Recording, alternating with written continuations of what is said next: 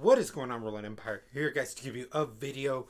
Disney Plus and now Marvel Studios have episode 3 in the books with the Falcon and the Winter Soldier. We led up with that good old Bucky and Sam are just gonna go get Zemo, and then this one utilizes mostly everything of that. Now you get what you promised. You wanted to see Zemo.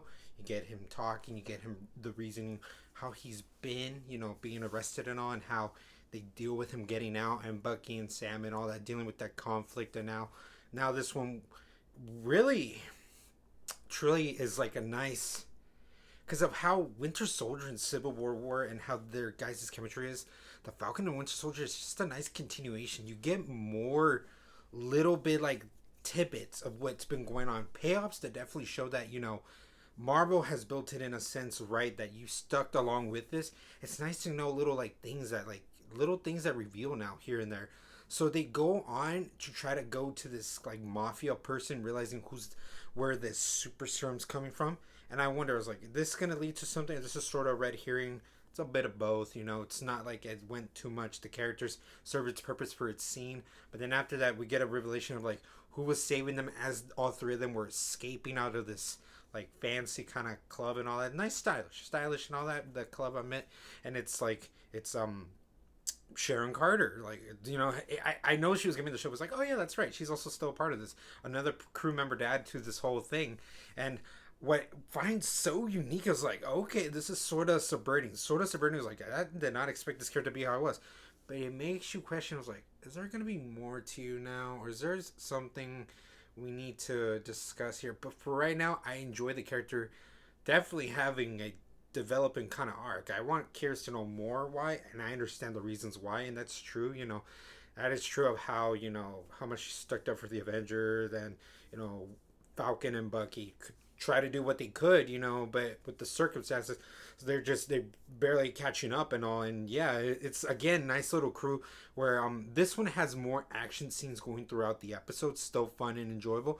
But then the times when everybody has to sit down, it's good to catch up with all these kind of familiar characters, and again just more jokes going on with Bucky and Sam. That's what works the best of these episodes, and I can't wait to judge it as a whole as a TV series.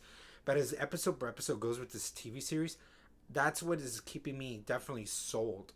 There are more things of like Zemo now being rich and all, and there could be truth to this, and I still want to judge it once it's a complete package. But I am realizing there's sort of these kind of not retcons, but certain kind of like things are going on with these kind of characters that get revealed in here. I'm like, okay, I can accept it, but I still have to admit, I'm like, okay, now that we're going like this and we're going like that, like what's going on? That's why. And again, but it's all judging. Those kind of things definitely judge when you see the full on now series. But right now we're still halfway through. Man, it's something that it's already halfway through. Who knows if you're like, maybe this series could have called for more episodes. But I appreciate that this is fully like a 6 episode arc of a mini movie. Like, and I like that these episodes have finally played the length. Like they're all like 45 to almost 55 minutes. That's something. So definitely with these 3 now, you add it up as like a full on 2-hour film with the way of the 45 to 55 lengths are the runtimes for these.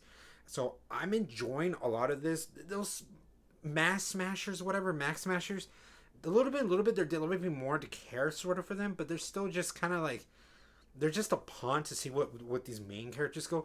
A lot of really what is this? It's just Sharon now, because I want to see if Sharon has something to do with this, and then Zemo, and particularly it's Sam and Bucky. And when they go interrogate this the person that supposedly now they reveal has been doing all these super soldier serums. That's a nice little kind of also nice sequence too, with Sharon kicking ass, and then eventually Bucky and Sam trying to get their way out, and Zemo saving them, and then that leads to an awesome like where you move your seat, definitely a yeah worthy moment.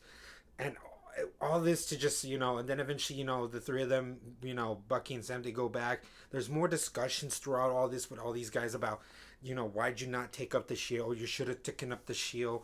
I do like that, still that conflict, there's that conflict, and you still make it fair enough that you understand both sides.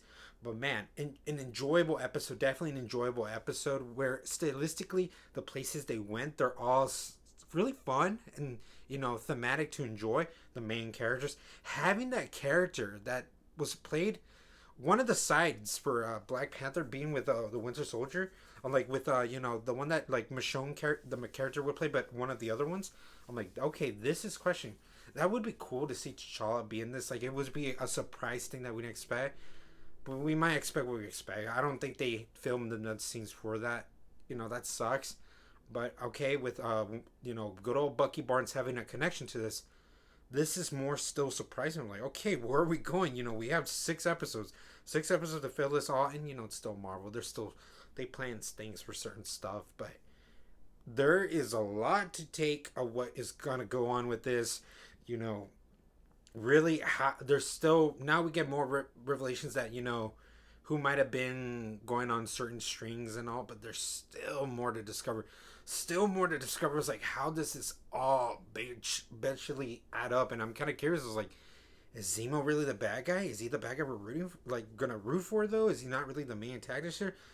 Could it be Sharon? You know, and we have John Walker. You know, the Captain America still kind of hunting for this.